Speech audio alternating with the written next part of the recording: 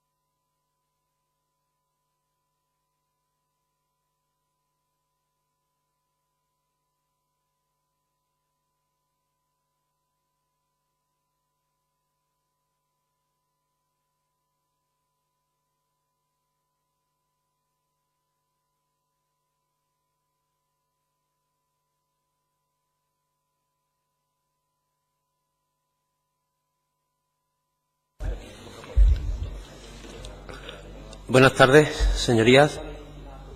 Si les parece, damos comienzo a esta nueva reunión del Grupo de Trabajo. Le damos la bienvenida a don Enrique Hernando Arcubilla, catedrático de Derecho Constitucional de la Universidad Rey Juan Carlos I de Madrid. Bienvenido, don Enrique. Cuando quiera tiene usted la palabra. Bueno, muchas gracias, presidente. Muchas gracias, señorías. Querido compañero de letrado, muy buenas tardes. No es un mero convencionalismo expresar mi agradecimiento por esta invitación a comparecer en una calidad, creo que exagerada, de experto en este órgano que es el órgano representativo de la Comunidad de Andalucía, en la que hace años tuve la oportunidad de participar en una jornada sobre la reforma del régimen electoral, que es lo que nos reúne hoy aquí, de la que dio lugar a un libro que publicó el CIS con el Parlamento de Andalucía. Desde entonces no había regresado a esta casa y es un honor para mí y un reto difícil, dado la delimitación tan amplia del objeto de este grupo de trabajo, también la alta cualificación de los que me han precedido y también los reconocidos conocimientos de los miembros de este grupo de trabajo. Desde que ingresé en el cuerpo de letrados de las Cortes Generales, coincidiendo con la convocatoria del referéndum para la incorporación de España a la Alianza Atlántica, allá por el mes de enero de 1986, estuve destinado en la Junta Electoral Central, en donde fui el responsable de la asistencia jurídica a la Junta y, a partir de entonces, ya en la actividad académica, la mayor parte de los trabajos que he hecho se han dedicado siempre al derecho electoral. Es verdad que siempre he centrado mi atención más en los temas organizativos y procedimentales que los de mayor relevancia política, que creo que son los que nos reúnen aquí.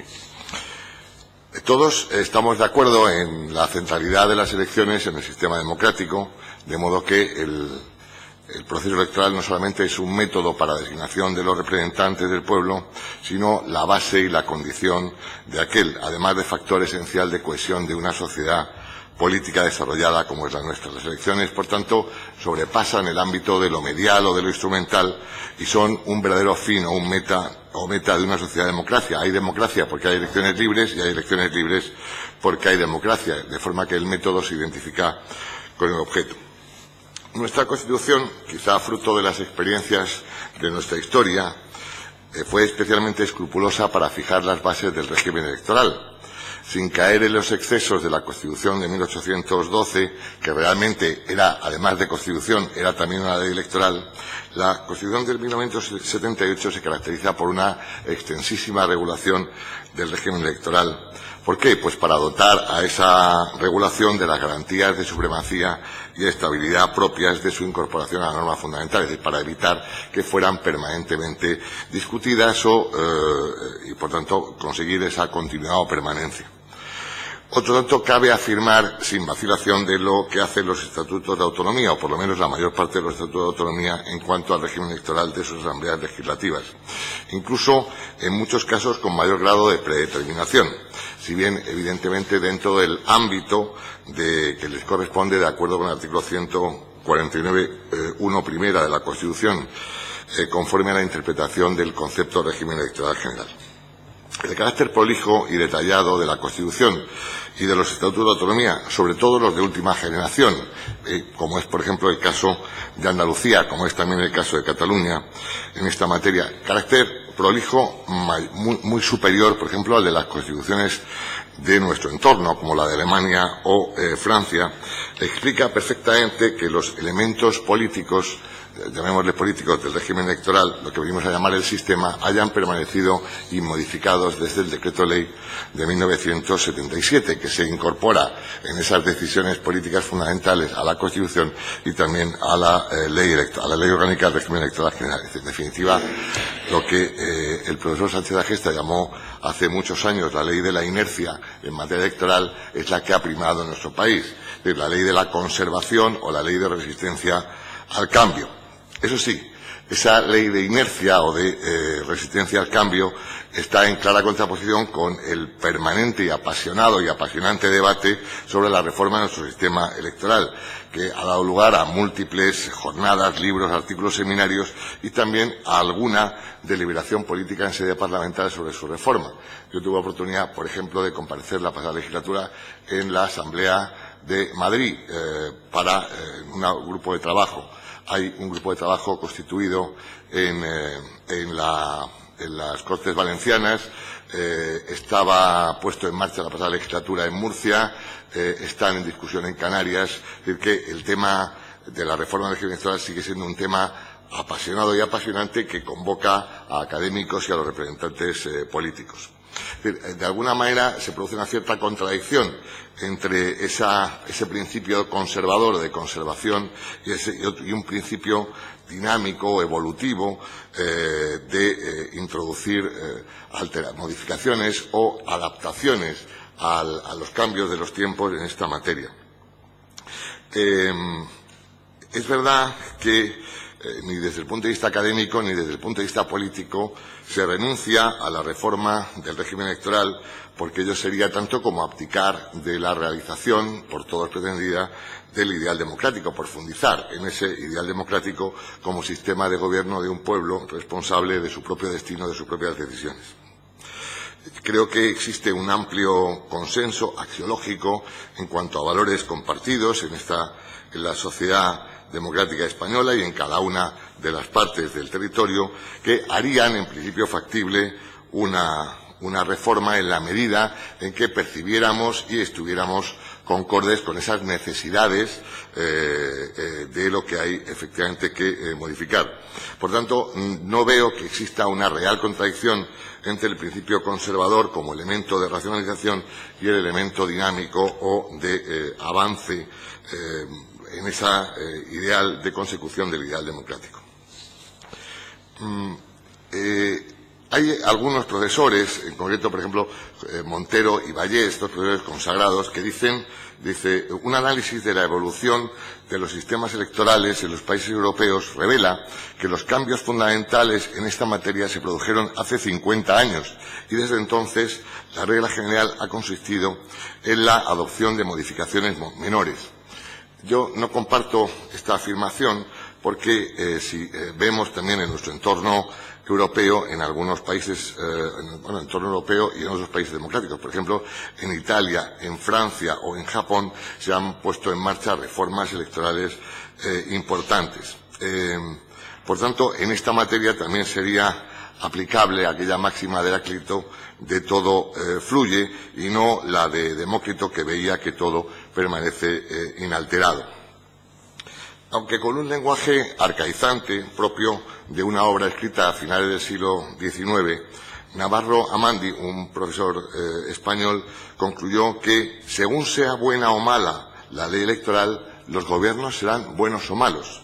Es decir, si la democracia es una realidad nunca del todo alcanzada, siempre perfectible, la ley electoral, por tanto, debe ser por esencia la articuladora de esa mejor democracia, de ese mejor gobierno.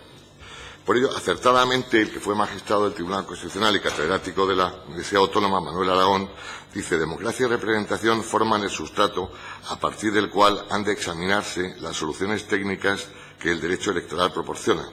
A la luz del principio democrático han de efectuarse las críticas y han de hacerse las propuestas de mejora de los mecanismos electorales. En fin, el fin último no puede ser otro que el fortalecimiento institucional, el fortalecimiento democrático, el perfeccionamiento de los mecanismos de participación y de integración política de los ciudadanos y de su expresión, porque la democracia consiste no solamente en que el pueblo sea el titular último del poder, sino que realmente lo tenga y lo ejerza.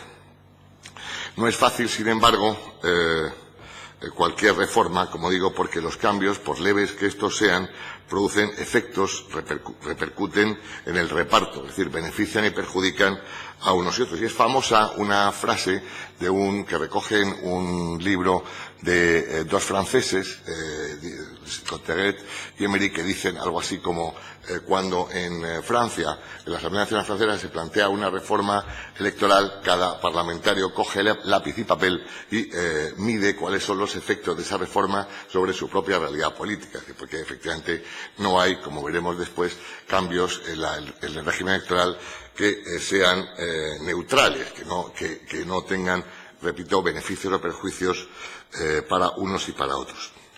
En todo caso, lo que creo que hoy es un espacio compartido por todos, tanto política como académicamente, es que el nivel de perseguido, de consenso, de acuerdo, de pacto entre las principales fuerzas políticas es paradigma de la ley electoral. Y, de hecho, el Estatuto de Andalucía, como la Constitución española, exige mayoría absoluta para la aprobación de la ley electoral, prueba de que está incitando, exigiendo ese pacto político para alcanzar cualquier acuerdo en esta materia. Es verdad que si vemos todas las reformas que ha habido de la LOREG de 1985, cuya primera versión, por cierto, se aprobó con un número superior a los 300 votos, casi probablemente una de las cifras más altas de aprobación de una ley orgánica en nuestro país.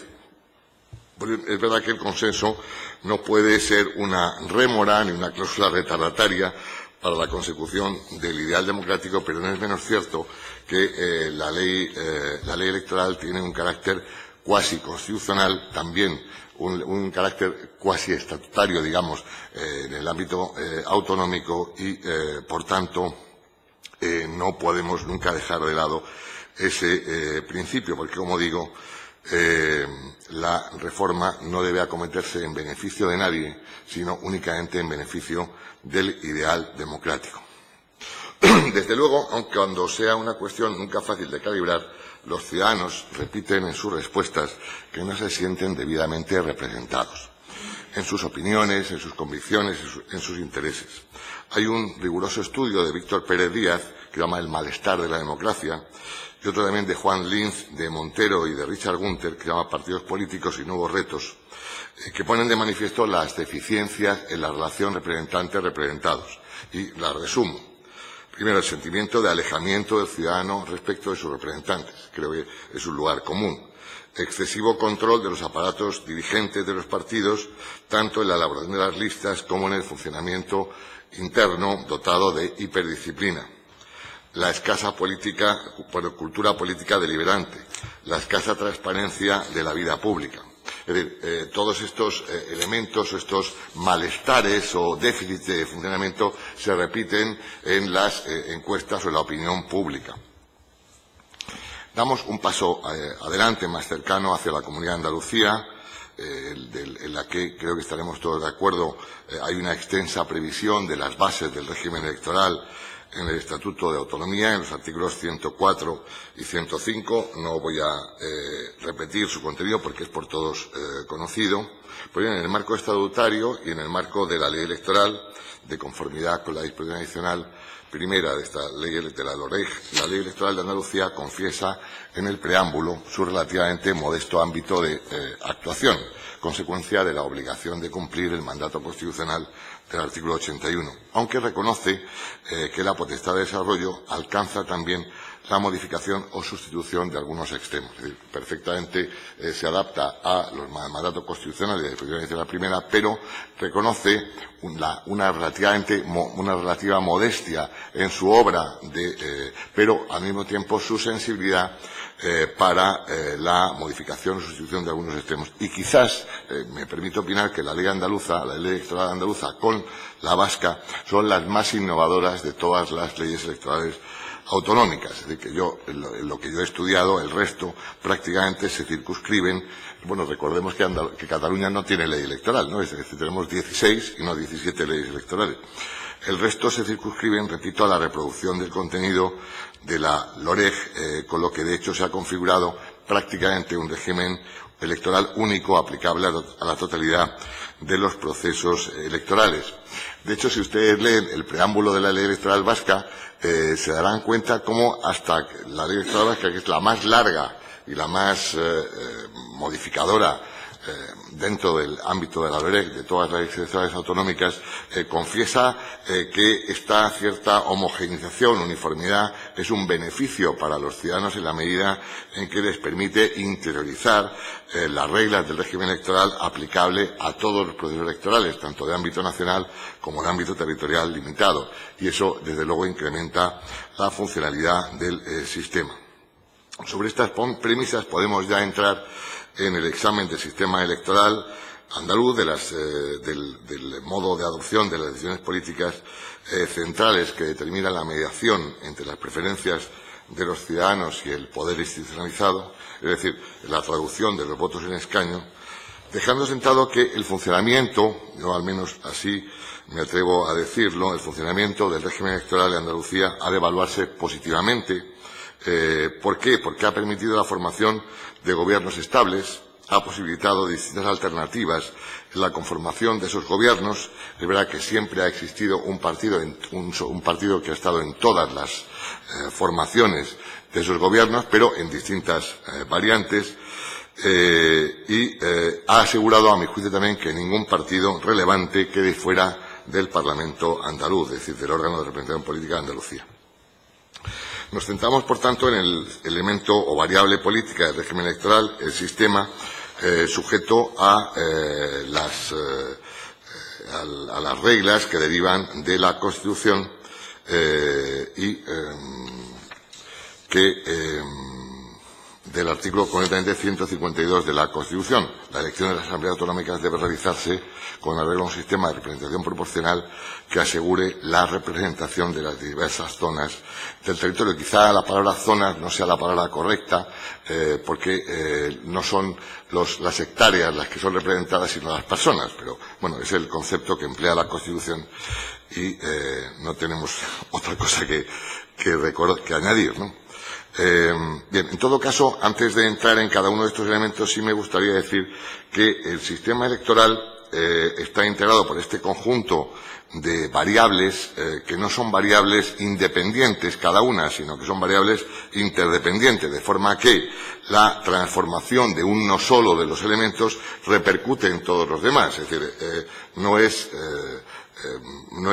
posible, no es factible modificar un elemento sin que éste produzca efectos en el resto.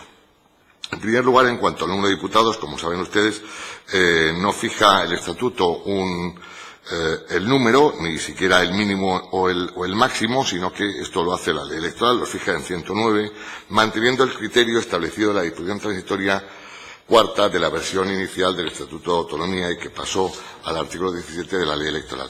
Ciertamente se ha defendido por los grupos con menor representación el incremento de ese número, en algún momento se ha hecho hasta 125, es decir, 16 más de los actuales, y se justificaba en el ejemplo de Cataluña, que con menos población que Andalucía tiene 135, es decir, tiene 26 más de los 109 de Andalucía.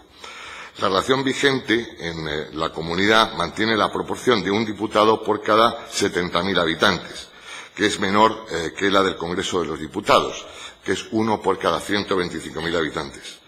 El incremento del número de parlamentarios no creo que sea la opción que en este momento sería deseable por los ciudadanos a tenor de esas valoraciones que antes hacían los profesores Linz, Gunther, etc. En segundo lugar, la circunscripción. La provincia, como saben, la división provincial la división administrativa española arranca de la primera parte del siglo XIX, obra de Javier de Burgos.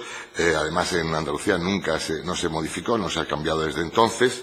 Es decir, se ha afectado en otras partes del territorio, por ejemplo a Canarias, pero en Andalucía persisten las 8 provincias definidas y diseñadas entonces por Javier de Burgos. Son las divisiones territoriales preexistentes, no estaban sujetas a conflicto, a discusión política, y son las que acepta el decreto ley del 77 y acepta la Constitución y la LOREG. Es perfectamente adecuada esta realidad provincial con el artículo 152 de la Constitución. Y además me parece acertada la previsión de establecer que una provincia no puede tener más del doble de diputados que la otra, para evitar sobrerepresentaciones. A cada provincia le corresponde además un mínimo. Por tanto, solamente hay reparto en función de la población de los 45 diputados restantes. Es verdad que con esta conformación jurídica las provincias menos pobladas están sobrerepresentadas. Es decir, por ejemplo, el ejemplo más claro es el de Huelva, que tiene 11 diputados, y Sevilla tiene 18, cuadruplicando en población a Huelva. Esta desigualdad se justifica por los autores de la ley, y creo que es razonable la justificación, como elemento de integración territorial, es decir, para llevar un mínimo uniforme y que no haya excesivos desfases o diferencias, repito, como elemento de integración territorial. Probablemente esta sea la parte más débil del modelo, por esta baja sobrerepresentación e infrarrepresentación, por tanto, de provincias menos y demás pobladas. Pero es verdad que, como antes decíamos, si cambia un solo elemento del sistema, estaremos ante un sistema distinto, aunque sea solo en parte, y es que el sistema siempre es un conjunto de elementos estrechamente interdependientes. El tercer elemento es la fórmula electoral, que la ley electoral de Andalucía, como la de todas las comunidades autónomas y como la LOREG, asume el modelo del famoso matemático belga D'Hondt, o sistema del mayor cociente. La sustitución del sistema D'Hondt por otros criterios que tendencialmente aumentarían la proporcionalidad es posible, pero presenta una dificultad. Una medida de esta índole nacería con nombre y apellidos, es decir, beneficiaría a unos partidos y perjudicaría a otros, rompiendo la neutralidad del sistema actual, que con todos sus defectos se mantiene de forma general en la mayor parte de los procesos electorales en Europa. La frase no es mía, la he tomado de un compañero de Manuel Delgado Iribarren. La comparación de votos y escaños de las entidades políticas que en las sucesivas convocatorias han obtenido asiento en la Asamblea, en el Parlamento andaluz, permite concluir que el sistema ha funcionado de forma bastante proporcional o suficientemente proporcional. Incluso podríamos decir que en mayor medida proporcional que, por ejemplo, en el Congreso de los Diputados o en otras comunidades autónomas. Y el índice mayor de proporcionalidad en Andalucía es alcanzado por el elevado número de escaños a repartir. Es decir, creo que la provincia con menos escaños es Huelva, precisamente con 11. En todo caso, como también todos ustedes saben perfectamente, señorías, la proporcionalidad exacta absoluta es una quimera. Ya dijo nuestro Tribunal Constitucional que la proporcionalidad es un criterio tendencial, es decir, las correcciones a la proporcionalidad pura son o pueden ser discriminatorias si son excesivas y no se encuentran justificadas en atención a la finalidad perseguida. En resumen, la fórmula electoral D'Hondt, combinada con el tamaño de las circunscripciones, arroja, como digo, una proporcionalidad muy ajustada o bastante ajustada. Así lo sostiene también, por ejemplo, el catedrático de la Universidad de Distancia, Antonio Torres del Moral. Ciertamente, no más de 4 partidos alcanzan históricamente, no más de representación en el Parlamento andaluz. Pero yo entiendo que eso es fruto de la propia decisión del elector, de la concentración del voto, del comportamiento electoral que hace concentrar el voto en esos 4 partidos que son los que han tenido, aunque con distintas formas, representación en esta casa, ¿no? Y el cuarto elemento es la barrera electoral, fijada en la Comunidad de Andalucía, como en otras 10 comunidades autónomas, como en otras 9 comunidades autónomas, en el 3%.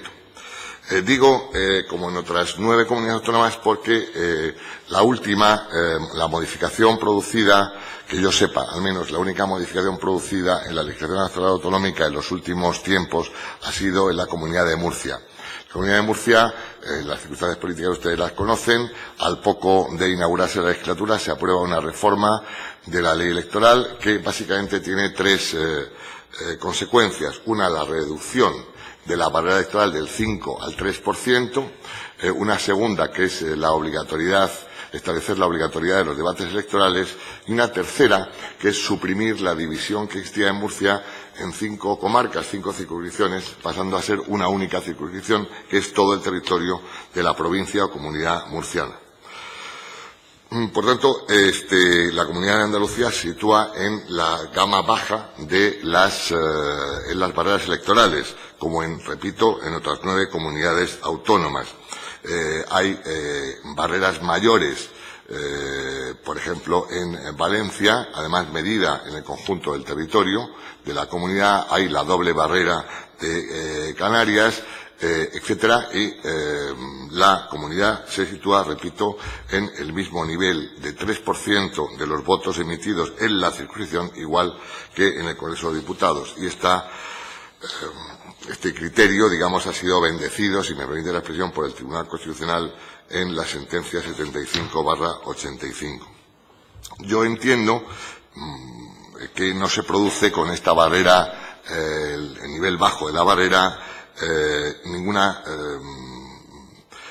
es decir, no opera realmente como, no ha operado o no opera como cláusula de exclusión y por tanto no vulnera los principios de igualdad y proporcionalidad en cuanto al sistema electoral. No tiene por objeto la exacta reproducción de todos los matices expresados por el cuerpo electoral, sino tiene la función de hacerlo del modo más conforme con las exigencias de gobernabilidad, cerrando el paso a aquellas formaciones que carecen de apoyo real por parte de los ciudadanos. En definitiva, al aplicarse en circunscripciones del tamaño de Andalucía, como repito, como mínimo de 11, la barrera no ha tenido ocasión de ser aplicada, que sepamos, por lo que no ha operado efectivamente como mecanismo de expulsión. Que yo sepa, en el Congreso de los Diputados solamente operó una vez la barrera del 3% en la circunscripción de Madrid respecto de la candidatura del CDS. Yo no recuerdo si fue en las elecciones del 89, creo recordar que fue entonces. Las barreras bajas no operan como cláusulas de exclusión, ni siquiera sobre todo cuando, repito, está combinado con circunscripciones de las que llamamos tamaño medio o grande. Por último, nos encontramos con el procedimiento de voto. Saben ustedes el contenido perfectamente de la ley electoral, las listas cerradas y bloqueadas, como en todos los procesos electorales en España, salvo en el Senado y en los municipios comprendidos entre 100 y 250 habitantes. Es decir, los electores solamente pueden dar su voto, como saben, sobre las propuestas previamente predeterminadas por las candidaturas políticas concurrentes. El Consejo de Estado, en su informe sobre la reforma electoral, propuso tímidamente el desbloqueo de las listas. El bloqueo solamente existe, digamos, en España y en Portugal, en la valoración que hace el Consejo de Estado. No obstante, el propio Consejo de Estado es consciente de las propias dificultades y recoge tanto los argumentos a favor de la apertura de las listas como en contra. Y ello, básicamente, entiendo por la dificultad técnica de articular el voto preferencial o establecer el orden de colocación de los candidatos. Hasta aquí la exposición del modelo básicamente uniforme y homogeneizado con el resto de España, que, repito, ha funcionado razonablemente, pero que parece que no satisface la totalidad de las expectativas, al menos en lo que concierne a lo que se entiende como desigualdad en la representación y al carácter cerrado de las listas. Pero no es menos cierto que tampoco se vislumbran soluciones que puedan ser aceptadas, digamos, con ese grado o ese nivel de consenso o de acuerdo fundamental y que tengan ese carácter de funcionamiento neutral y de profundización en el ideal democrático. Pero, si me permiten, hago una enunciación final de consideraciones. Primera, la posibilidad de aplicar otras fórmulas electorales distintas de la fórmula D'Hondt. Por ejemplo, la variante, yo no sé si lo pronuncio bien, pero es Centelagüe, que tiene dos versiones, una versión inicial y una versión corregida, es decir, que en lugar de dividir por los números consecutivos, 1, 2, 3, 4, divide sobre los impares, 1,4, 3, 5, 7, etcétera, o en la versión actualizada que divide sobre 1, 3, 5, 7, etcétera. Lo cierto es que yo no soy especialista en este punto, pero he leído algunos estudios, como el profesor Vidal Prado, que, aplicados al Congreso de los Diputados, llega a la conclusión de que la introducción de fórmulas de mayor proporcionalidad formal puede ofrecer ventajas, dice, a los terceros o cuartos partidos, o permitir el acceso a partidos minúsculos. Es decir, que podría redundar en perjuicio de la gobernabilidad o de la eficacia. Ya se sabe que en el derecho electoral la pregunta básica es siempre la misma. Eficacia o justicia, estabilidad o representatividad. Claro, lo ideal es la combinación de los dos elementos.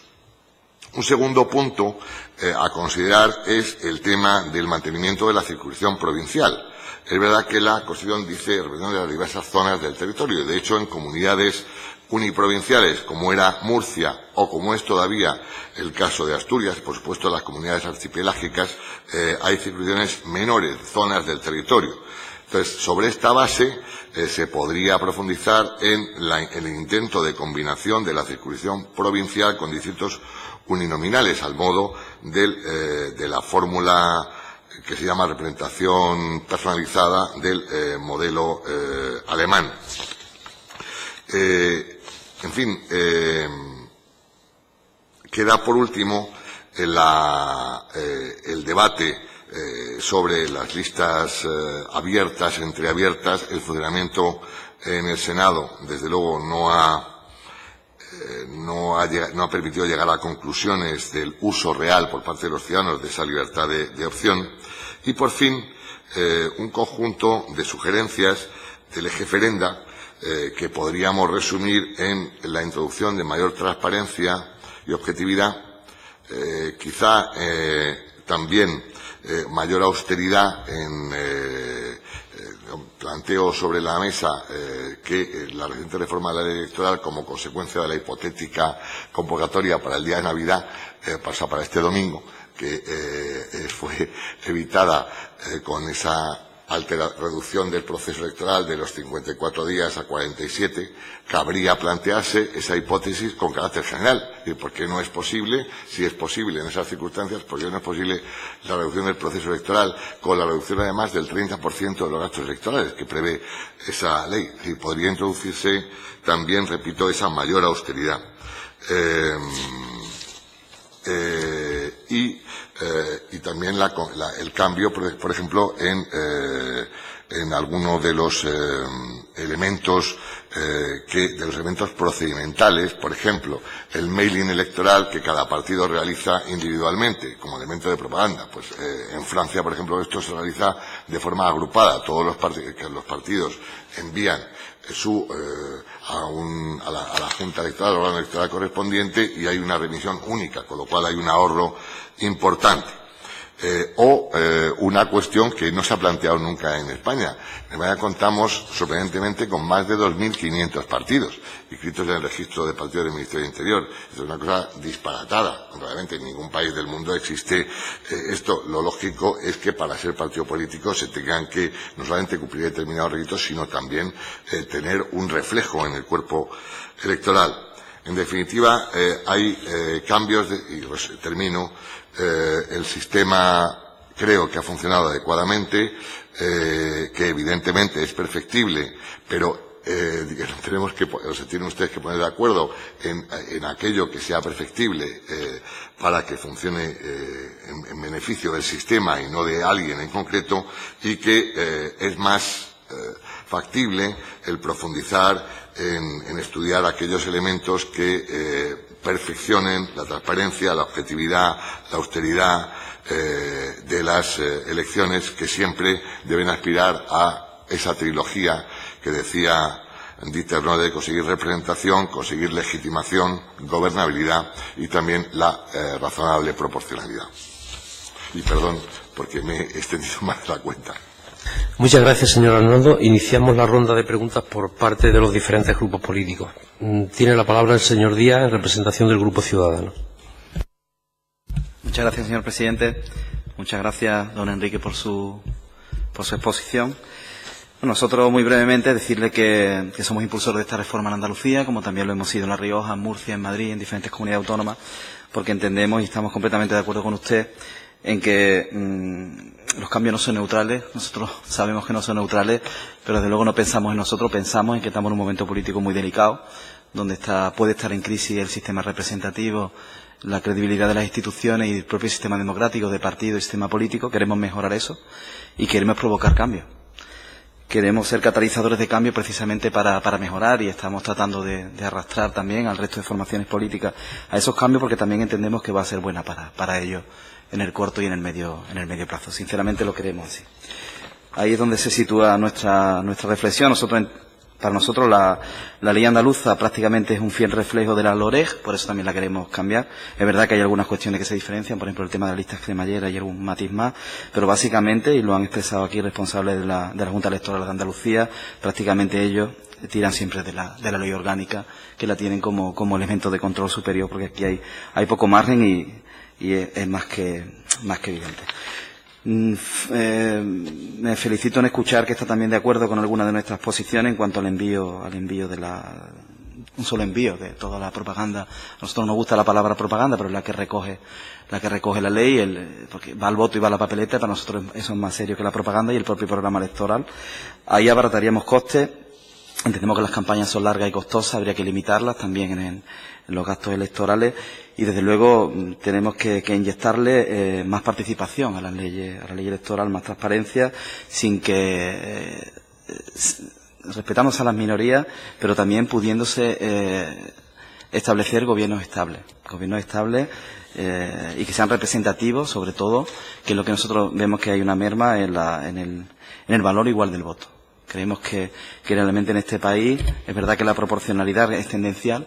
Nosotros queremos tocar los parámetros para que todavía, no solo utilizando el argumento de la fórmula electoral, sino todo lo diferente que tiene el sistema electoral, poder avanzar más en democracia, ¿no? Todos los parámetros que usted ha señalado que se pueden tocar, nosotros lo estamos tocando junto también, fuera de la ley electoral o conectado con la eliminación de privilegios, ¿no? Hablamos de eliminación de aforamiento, la limitación de mandatos, cuestiones que están íntimamente relacionadas.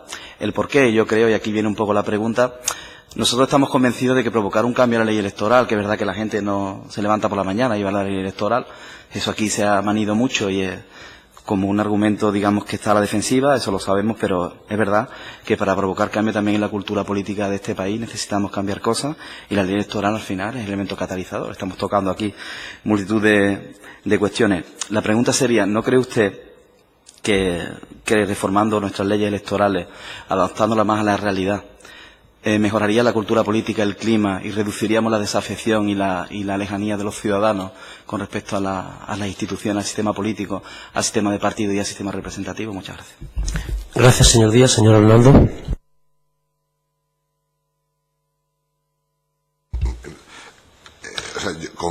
Comparto la comparto lo que dice, ¿no? Es decir, claro, yo soy también partidario de que el agua no pasa dos veces por el mismo río, el mismo agua no pasa dos veces seguidas por el mismo río, y que por tanto la ley de la inercia es una ley poco deseable para la evolución de la humanidad y también para la evolución de la política.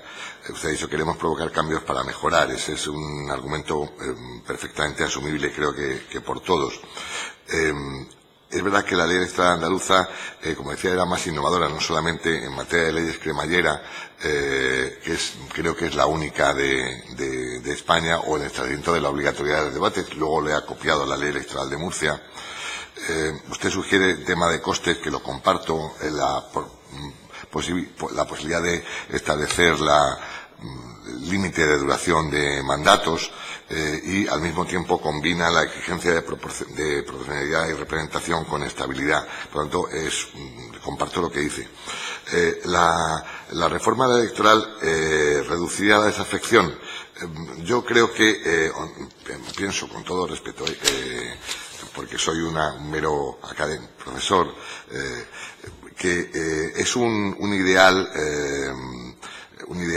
bien diseñado por usted o por su partido, pero probablemente la desafección es más consecuencia del funcionamiento de los partidos, es más achacable por las personas o por los ciudadanos al funcionamiento de los partidos que al funcionamiento de la ley.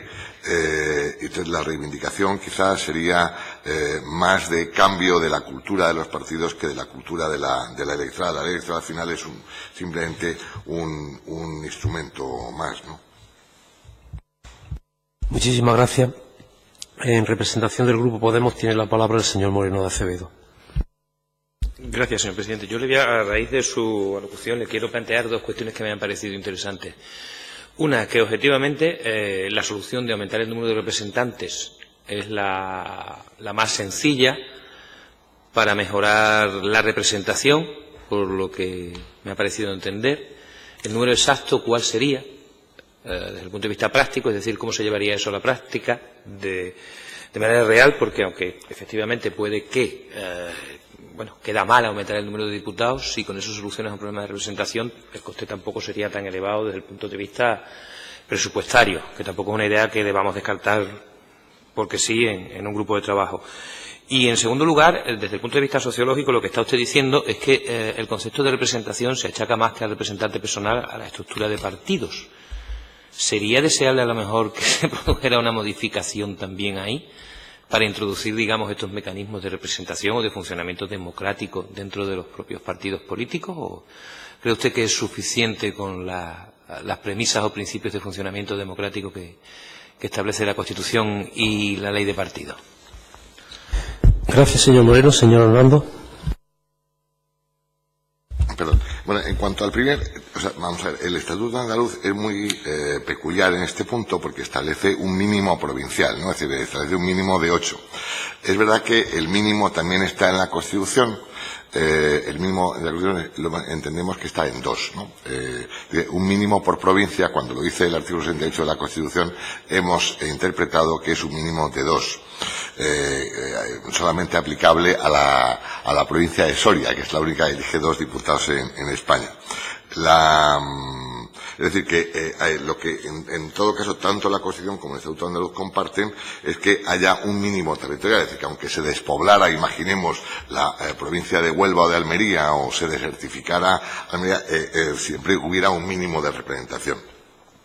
Bien, ese mínimo aquí lo ha establecido en 8 y establece un criterio, es decir, no puede haber, ninguna puede tener más del doble que la otra. Probablemente, si se repartiera en función de población, Sevilla, la provincia de Sevilla, pues en vez de tener los 18 que tiene, probablemente le corresponderían 22. Es decir, pero se quiere mantener una cierta compensación entre las provincias en una comunidad relativamente homogénea en población, una comunidad que está muy poblada en todas las provincias. No es el caso de Aragón, no es el caso de Cataluña, en donde la concentración en una sola provincia es enormemente superior a las demás. Entonces, yo lo que yo quería decir es que digamos que aquí hay dos propuestas. Una, vamos a incrementar el número, vamos a decir, como en Cataluña, 125. Es decir, creo que para aumentar la representación de la clase política probablemente no es el momento. Yo creo que la ciudadanía no entendería, sino que lo que está pidiendo más bien es la reducción de la clase política, aunque tenga efectivamente un escaso coste desde el punto de vista presupuestario. Yo pienso que sí tendría un alto coste político, porque no es honradamente lo que la ciudadanía pide. Pero el elemento y cabría una segunda fórmula, que es decir, reducimos el número mínimo por provincia y el resto por población. Esto probablemente perjudicaría a unos y beneficiaría a otros. Y yo creo que no beneficiaría a los partidos con menos representación, se beneficiaría a los partidos con más representación. Entonces, sobre esta base, yo he dicho, es el elemento más débil del sistema, pero más débil en el sentido de que se podría articular de otra manera, pero no veo tampoco lo estoy, es una intervención de carácter general, ¿no? No veo fácil cuál puede ser la solución a este punto, teniendo en cuenta lo que decía antes, que si le modificamos un puntito, repercute en todos los demás, por esa interdependencia, ¿no? El funcionamiento interno de los partidos, es decir, la regla general del funcionamiento democrático, claro, este es un desideratum de la Constitución, es un deseo, ¿no? Es decir, mire usted, las asociaciones, los sindicatos, los partidos, en general, deben funcionar con arreglo a principios democráticos. Claro, entonces, si me permiten la confianza, dado que estamos solos, pues los partidos miran más la falta de democracia en el otro que en sí mismo, en general, o como tendremos más a mirar los déficits en el otro que en nosotros mismos. Entonces, ¿puede el legislador, digamos que sería, entiendo su pregunta, ¿puede el legislador ir más allá de donde va? Es decir, ¿puede establecer canon de democracia interna superiores? O por el contrario, digamos, sería intrometerse en una entidad que es privada, aunque ejerza de funciones públicas. Pues realmente yo no sabría qué responder, pero es verdad que el perfeccionamiento del funcionamiento democrático, transparente, de los partidos repercutiría en favor de la credibilidad del sistema.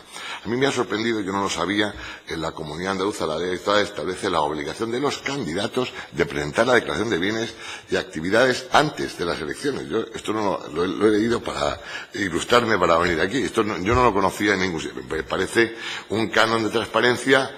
Realmente puede ser, podemos criticarlo de algún punto de vista, pero me parece un canon de transparencia muy razonable. Es decir, incrementar los cánones de transparencia debe ser una decisión del legislador o debe ser una decisión interna del partido.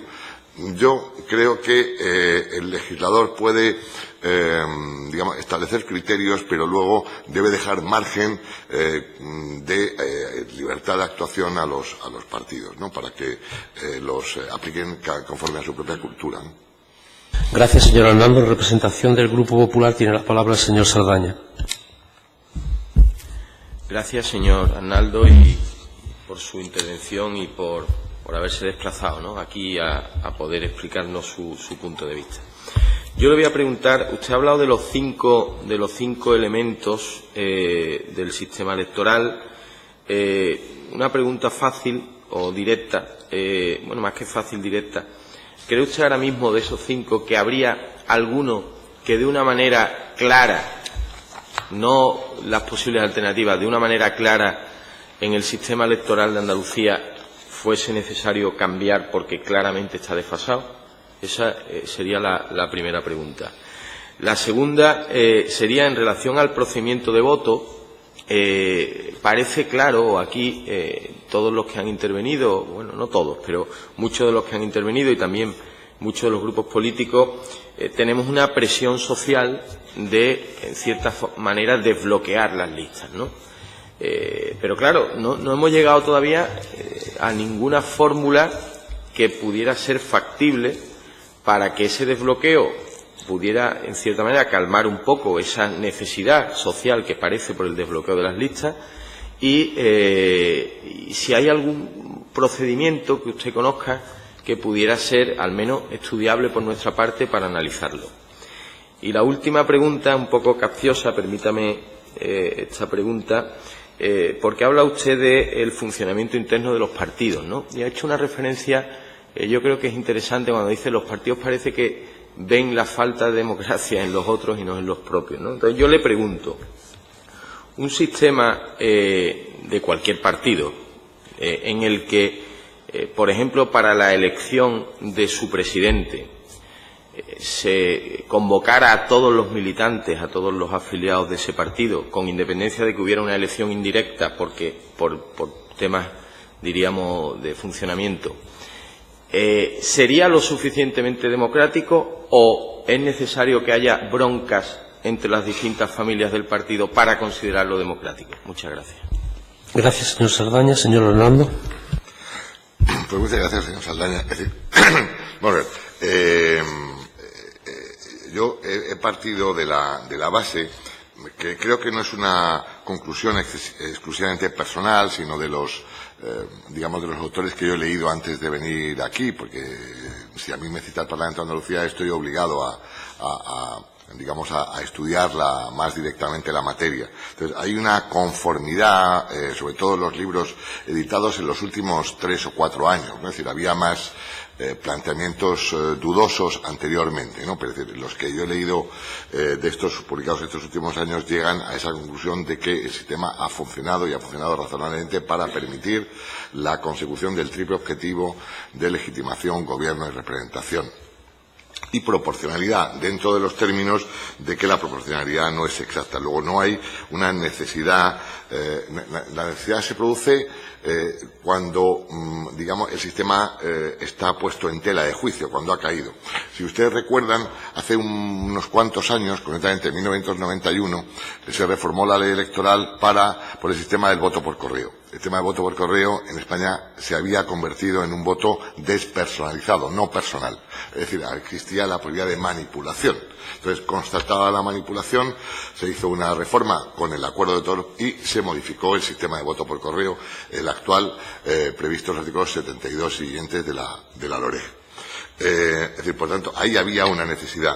Yo esta necesidad no la veo en este punto porque, por la funcionalidad con la que ha funcionado, si me permite la redundancia, del sistema.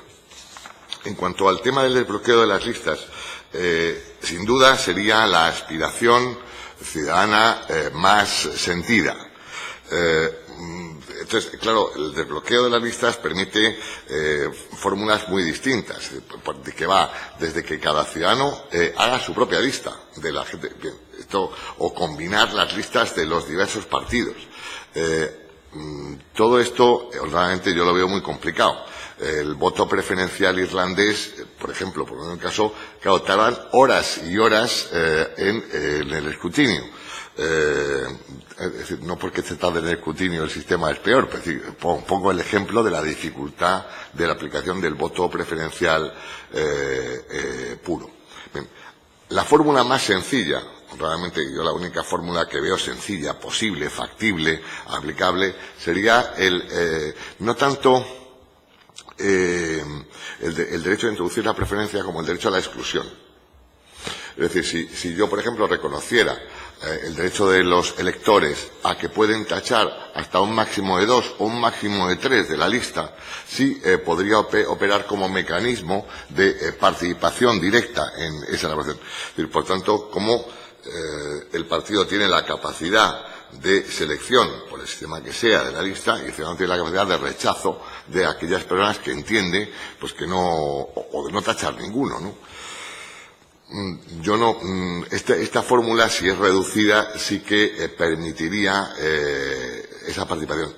No olvidemos, hay un tema que creo que es muy importante, es decir, que España es un país puntero en la transmisión de resultados. Es decir, esto produce una enorme credibilidad del sistema. Es decir, en las elecciones generales, a las 2 horas y media, tenemos el resultado clavado. Es decir, esto está interiorizado como esto es muy difícil. Que en este sentido nos han, si me permite, copiado en todos los países panamericanos. El modelo de escrutinio provisional es un modelo de éxito que hemos patentado prácticamente nosotros. Entonces, creo que tampoco podemos introducir tales modificaciones que hagan un escrutinio más complejo y que al final se transmita el resultado de los ciudadanos más tarde, porque también introduciría a lo mejor dudas en las personas. Yo la última pregunta yo no me atrevo a contestarla. Yo creo que sobre todo a los periodistas, lo que les gusta más es la bronca. Si no hay bronca, no hay democracia interna de los partidos. Esta es la verdad, ¿no? Gracias, señor Arnaldo. Finalizamos la ronda de preguntas con la intervención del señor Latorre en representación del Grupo Socialista.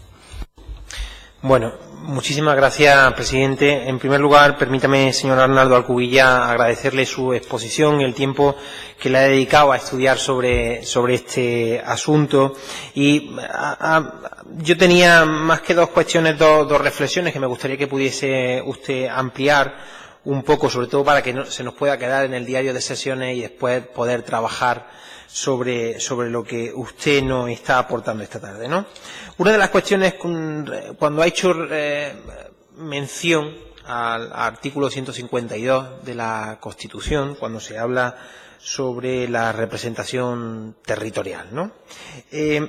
Ha dicho usted, la desigualdad entre provincias se justifica en la integración territorial. Y a mí me gustaría que pudiese ahondar en ese criterio. Me parece interesante, que nos puede servir como elemento de trabajo para los próximos días.